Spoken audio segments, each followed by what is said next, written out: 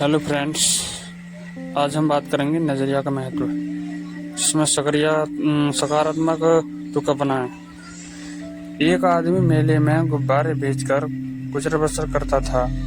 उसके पास लाल, नीले, पीले और हरे, इसके अलावा कई रंगों के गुब्बारे थे। जब उसकी बिक्री कम होने लगती तो वह हीलियम गैस से भरा एक गुब्बारा हवा में उड़ा देता। बच्चे जब उस गुब्बारे को देखते तो वैसा ही गुब्बारा पाने के लिए आतुर हो उठते। वे उसके पास गुब्बारे खरीदने के लिए पहुंच जाते और उस आदमी की बिक्री फिर बढ़ने लगती। उस आदमी की बिक्री जब भी घटती, वह उसे बढ़ाने के लिए गुब्बारे उड़ाने का यह तरीका अपनाता। एक दिन गुब्बारे वाले को महसूस हुआ कि कोई उसके जैकेट को खींच रहा है। उसने पलटकर देखा तो एक बच्चा खड़ा था।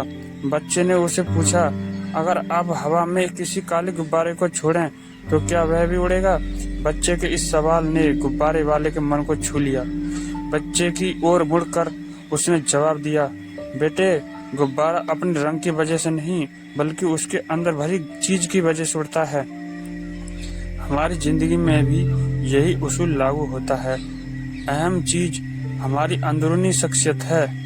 हमारी अंदरूनी शख्सियत की वजह से हमारा जो नजरिया बदलता है वही हमें ऊपर उठाता है।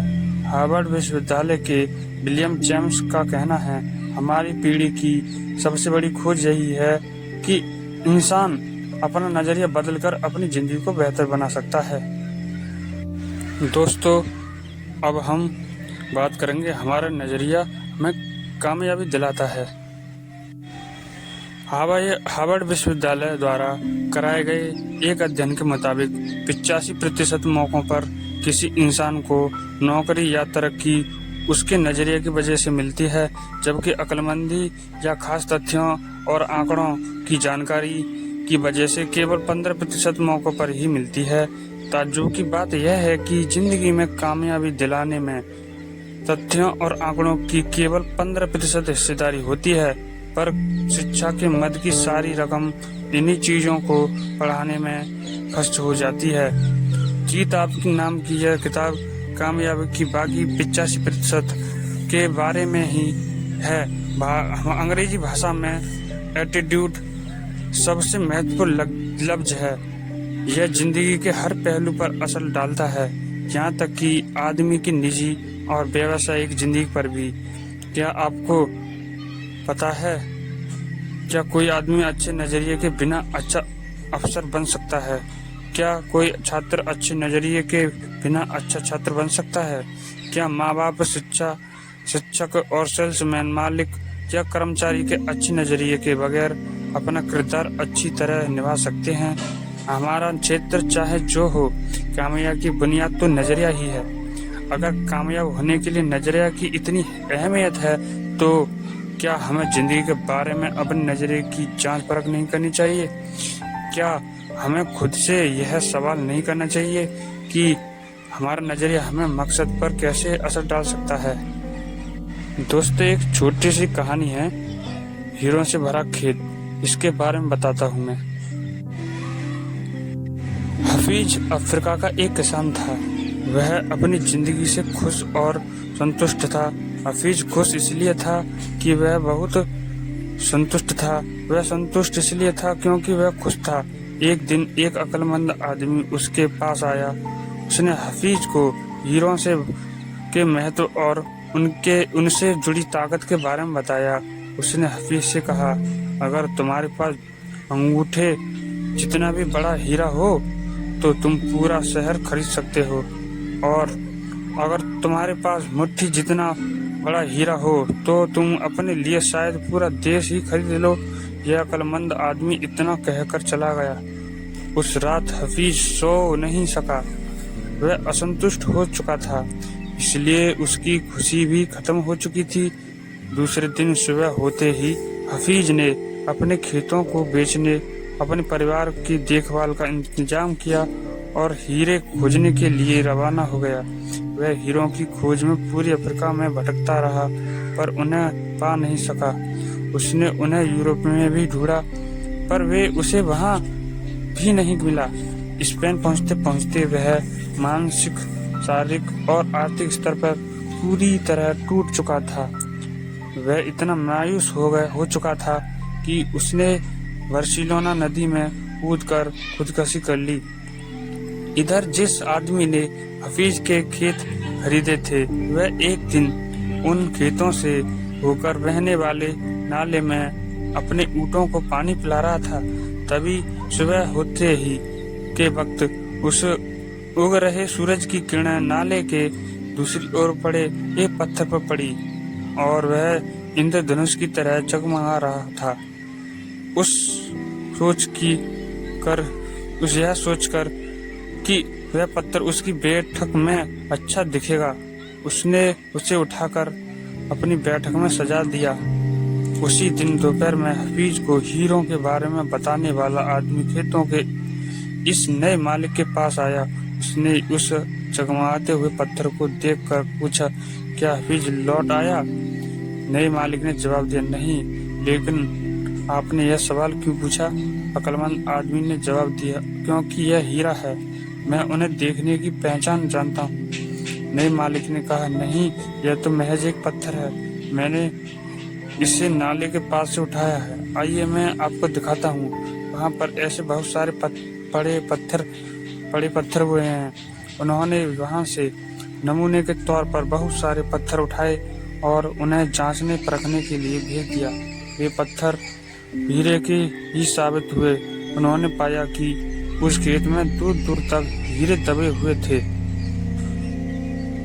इस कहानी से हमें यह सीख मिलती है, नंबर 1, जब हमारा नजरिया सही होता है तो हमें महसूस होता है कि हम हीरों से भरी हुई जमीन पर चल रहे हैं। मौके हमेशा हमारे पांव तले दबे हुए हैं। हमें उनकी तलाश में कभी जाने की जरूरत नहीं, हमें केवल उनको पहचान लेना है। नंबर 2, दूसरे के खेत की घास हमेशा हरी लगती है। हम दूसरों के पास मौजूद चीजों को देखकर ललचाते रहते हैं, इसी तरह दूसरे हमारे पास मौजूद चीजों को देखकर ललचाते हैं। हमसे अपनी जगह की तबादली करने का मौका हासिल करके उन्हें खुशी होती है। नंबर 4, जिन्हें मौके की पहचान नहीं होती, उन्हें मौके का खटखटाना शोर लगता है। नंबर 5, मौका जब आता है तो लोग उसकी अहमियत नहीं पहचानते, जब मौका जाने लगता है तो उसके पीछे भागते हैं। नंबर 6, मौका दोबारा नहीं खटकता। दूसरा मौका पहले वाले मौके से बेहतर या जबरदस्त हो सकता है, पर वह ठीक पहले वाले मौके जैसा नहीं हो सकता। इसलिए सही वक्त पर सही फैसला लेना बेहद जरूरी होता है। अगर गलत वक्त पर लिया गया सही फैसला भी गलत फैसला बन सकता है। अब हम एक और नई कहानी पर बात करते हैं, डेविड और गोलियत। हम सभी बाइबल में बताई गई डेविड और गोलियत की कहानी जानते हैं। गोलियत एक राक्षस था। उसने हर आदमी के दिल में अपनी दहशत बैठा रखी थी। एक दिन 17 साल का एक भेड़ चराने वाला लड़का अपने भाइयों से मिलने के लिए आया। उसने पूछा, तुम लोग इस राक्षस से लड़ते क्यों नहीं हो? उसके भाई गोलियत ने डरते हुए कहा। उन्होंने जवाब दिया, क्या तुमने देखा नहीं कि वह इतना बड़ा है कि उसे मारा नहीं जा सकता? इस पर डेविड ने कहा, बात यह नहीं कि वह बड़ा होने की वजह से उसे मारा नहीं जा सकता, बल्कि हकीकत यह है कि वह इतना बड़ा है कि उस पर लगाया गया निशाना चूक ही नहीं सकता। उसके बाद जो हुआ वह सबको मालूम था। डेविड ने उस राक्षस को गुलेल से मार डाला। राक्षस वही था, लेकिन बारे में डेविड का नजरिया अलग था। हम कामयाबी को कैसे देखते हैं, यह नजरिए से तय होता है। आशावादी सोच वाले आदमी के लिए नजरिया कामयाबी की सीढ़ी बन सकता है। दूसरों और निराशावादी सोच के आदमी के लिए यह रास्ता का रोड़ा बन सकता है। थिंक एंड ग्रो रिच और कई अन्य किताबों के लेखक नेपोलियन हिल का कहना है कि हर समस्या अपने साथ अपने बराबर का यह अपने से भी बड़ा अवसर साथ लगाती है। अब एक और एडिट पर बात करते हैं, संस्थाओं के लिए नजरिया का महत्व। क्या आपको कभी इस बात पर हैरानी हुई है कि कुछ लोग, संस्थाएं या पूरे देश दूसरों के मुकाबले अधिक कामयाब क्यों होते हैं? इसमें कोई राज नहीं छिपा है। वे इसलिए कामयाब होते हैं कि वे दूसरों के मुकाबले अधिक असरदार ढंग से सोचते हैं और काम करते हैं। वे अपनी सबसे कीमती जायदाद यानी लोगों में निवेश करते हैं। मैंने दुनिया की कई बड़ी कॉरपोरेशनों के अलावा अफसरों से बात की और उनसे पूछा, अगर आपके पास जादू की छड़ी है और आपको केवल एक ऐसी चीज बदलनी हो जिससे आपको तरक्की मिल जाए, साथ ही उत्पाद और लाभ ही बढ़ जाए, तो आप किस चीज को बदलना चाहेंगे? सबका जवाब एक ही था। उनका कहना था कि वे अपने लोगों को नजरिया बदलना चाहेंगे। नजरिया बेहतर होने पर लोगों में टीम भावना बढ़ेगी, बर्बादी कम होगी और वे ज्यादा वफादार हो जाएंगे। कुल मिलाकर उनकी कंपनी में काम करने का बेहतर माहौल बन जाएगा। तजुर्बा बताता है कि किसी भी व्यापार की सबसे कीमती पूंजी उससे जुड़े लोग होते हैं। पूंजी या औजारों से लोगों की कीमत अधिक होती है। बदकिस्मती से सबसे ज्यादा मानव संसाधन ही व्यर्थ या बेकार चला जाता है।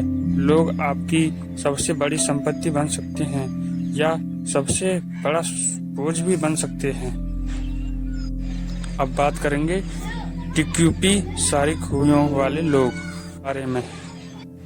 बहुत सारे ट्रेनिंग प्रोग्राम जैसे कि कस्टमर सर्विस, सेलिंग स्किल्स और स्टैटिस्टिक्स प्लानिंग के बारे में इस नतीजे पर पहुंचा हूं कि इनमें से ज़्यादातर कार्यक्रम काफ़ी अच्छे होते हैं, लेकिन इनके सामने एक बहुत बड़ी चुनौती है।